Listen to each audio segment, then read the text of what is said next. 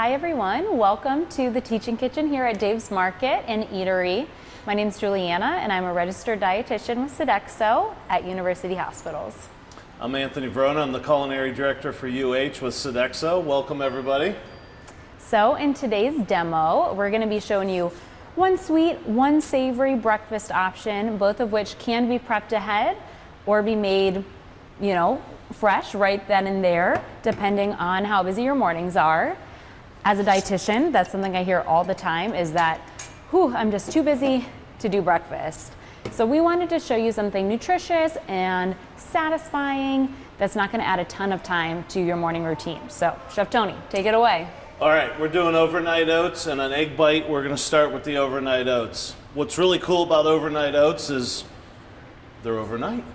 You make them the night before or the little bit in the afternoon before. When you get home, you throw them in the refrigerator. You take it to work the next day. You eat it for breakfast. You can eat it for lunch. Bring two of them. They're filling, they're satisfying. There's a little sweetness in there. There's a little savory, and you can do so many things with it.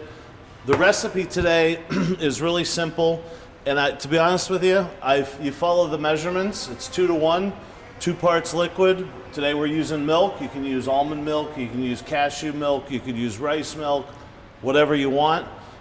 I probably wouldn't use water. And then 1 part oats, okay? Don't use the instant rolled oats because they're gonna get really mushy, and the steel cut are too firm, so they won't get soft. So just get normal, I think it's just called oatmeal. Old-fashioned, right? Old-fashioned oatmeal. Yeah. So today's pretty cool because I got I know these look ugly as anything, but these are the most delicious things in the world. These are majul dates, and we're gonna put those in there as some dried fruit. We have some dried cherries, Michigan cherries. Today, I didn't have chia seeds, and this is what's a great thing about a recipe. You can add a ton of different things. We're gonna add some black sesame seeds. Ooh. Right? Cool. Yeah. Little fusion action. And I caramelized some pecans, right? That's gonna be awesome. And what's oatmeal without a little bit of maple syrup, okay? And here's I know it might be hard to see on the camera, but here's one that's made already. And here's, if you can get in the, can you guys see that? All right, the recipe has you mix all the stuff together except for the nuts you put on top.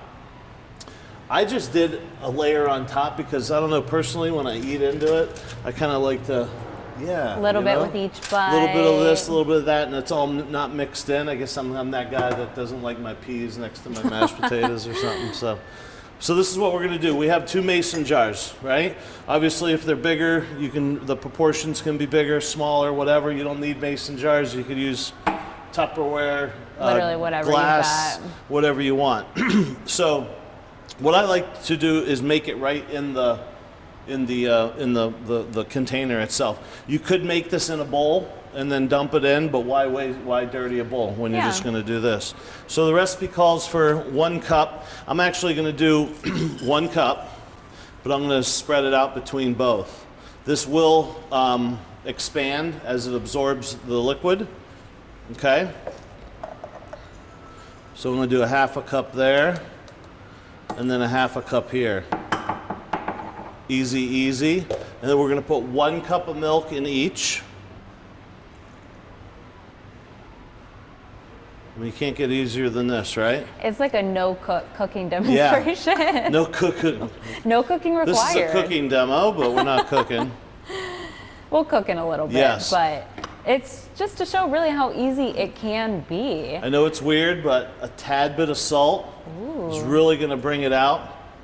Okay, now, this one, like I said, I made the oats and then I put the stuff on top. Well, we're gonna put this in this one in here. So I'm gonna take these dates. Look at that. I mean, you can't see it, but they're just like gooey. They're beautiful. They're beautiful. They're people, I don't know if you've had a date like this before, if you might have had a bad experience, but again, I know they're not the prettiest thing, but these are some great things, especially in baking. I make a sticky toffee pudding. If anybody out there, look up Gordon Ramsay's sticky toffee pudding. It's insane. So we're just gonna give this a little rough chop. It is there's a lot of sugar in this, right? Not added sugar, but they're naturally sugars. sweet. Also very high in fiber. Yeah, for sure. But they are just delicious. They're raisiny. They're I don't know, they're very unique. So I'm gonna put 1 date in each, and that is gonna release a lot of sweetness into it and flavor as it kind of marinates and macerates overnight. Yeah. Some cherries, dried cherries. Use apricots, use raisins, use any dried fruit. Mango, pineapple would be awesome. Just a little bit of maple syrup. And you can always kick it up after you have it like this. It's not sweet enough. Add a little bit more if you want. Yeah, I definitely say play around with that. If you've got diabetes, might be better to rely on the natural sweetness of the dates and the other stuff. Make sure the fruit that you're getting, dried fruit, they tend to add a lot of sugar to it. So just read that label to make sure it's just the fruit that's been dried without anything added. But just things to keep in mind. You really can make this a million ways. Yeah, a million ways. Make it your own for whatever you've got going on. I'm not going to add the nuts because they will get soft and kind of. And I do have some toasted pumpkin seeds in here, so I put pecans and toasted pumpkin seeds. So look at that. Boom, boom. You go over here, you throw it in your refrigerator. You let them sit overnight. You don't have to stir it. You don't have to do anything. How long did that take? 1 minute. Seconds. Yeah, seconds. And then this is what you're going to end up with. Now, I don't know if you know the color on this. I put some cinnamon and some nutmeg in here. That's the great thing about a recipe is put whatever you want in there. You could put clove. You could,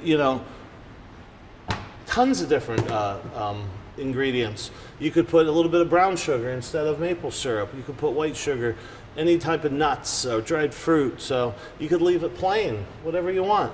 Yeah. Granola at the end would be awesome, right? I mean, really good. Oatmeal's in granola, so yeah, that's what it's going to look like, and I guarantee you that's going to taste amazing when we're done. So that was easy. That was easy. I'll just throw out there too. Oats are known for their heart healthy benefits. When we add things like chia seeds, nuts, whatever, we're also getting those healthy fats, we're getting more protein, making it more well-rounded, so it's gonna hold us off a little bit better. And those things tend to be heart healthy as well. So it's a really great option.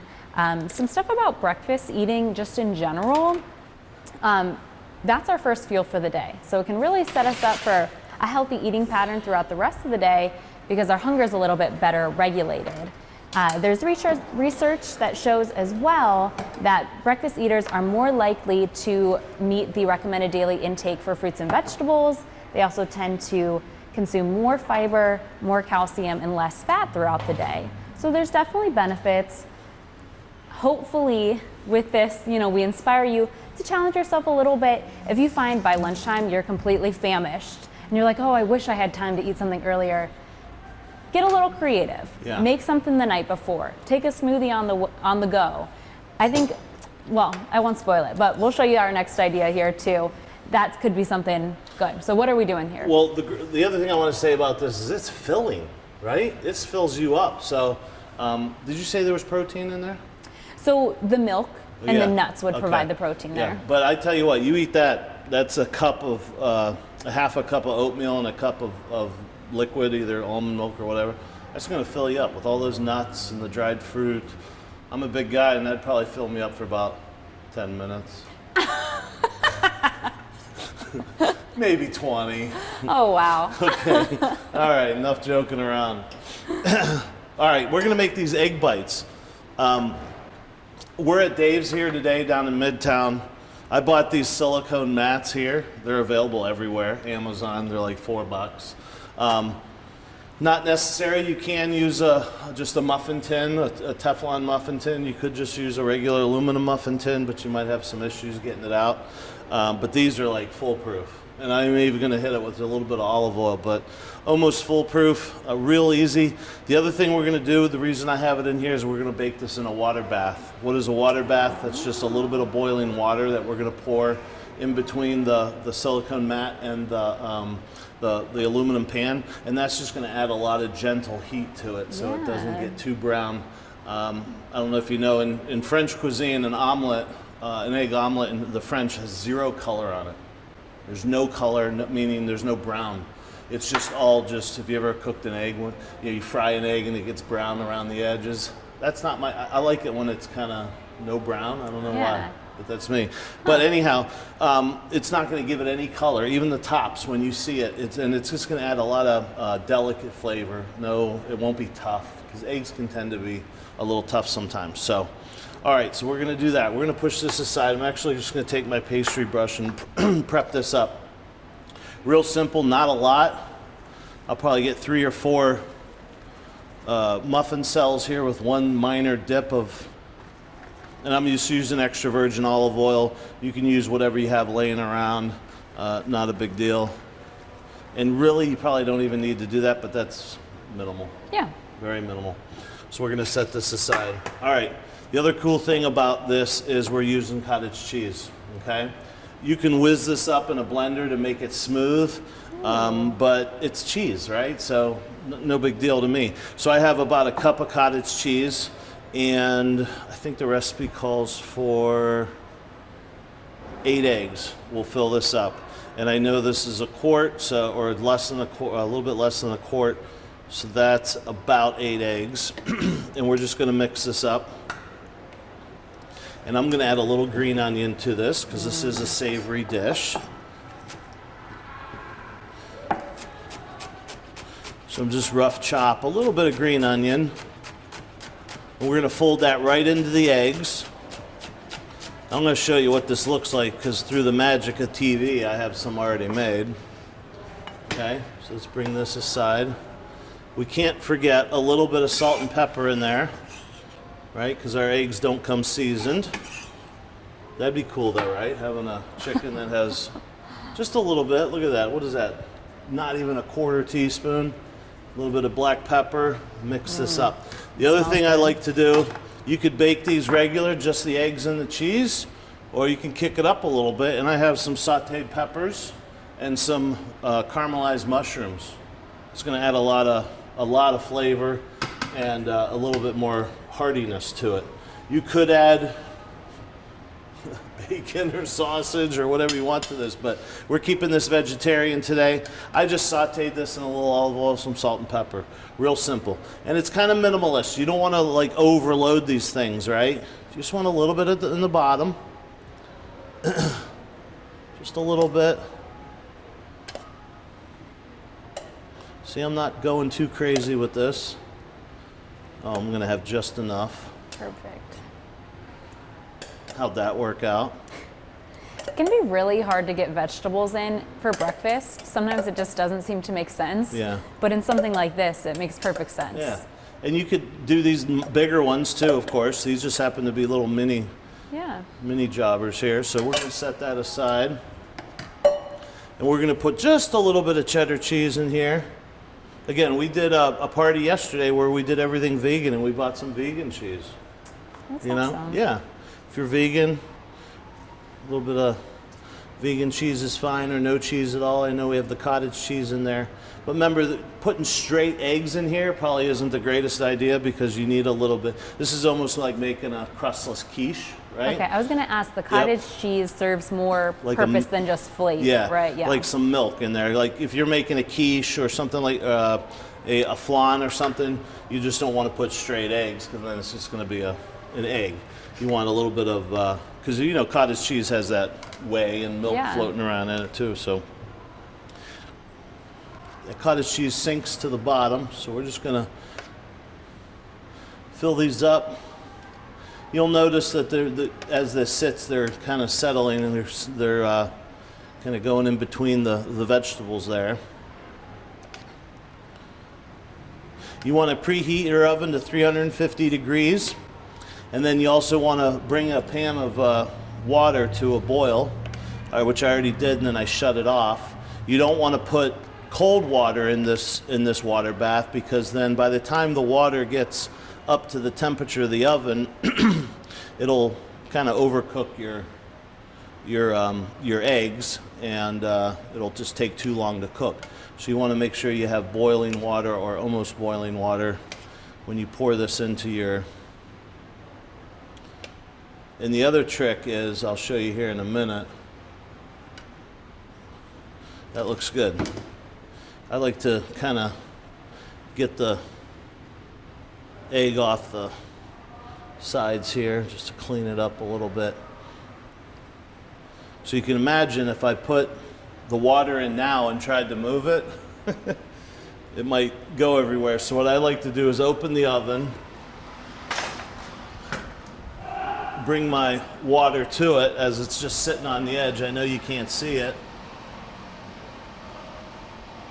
And I fill it, yeah, maybe a third or halfway up. You don't need a lot.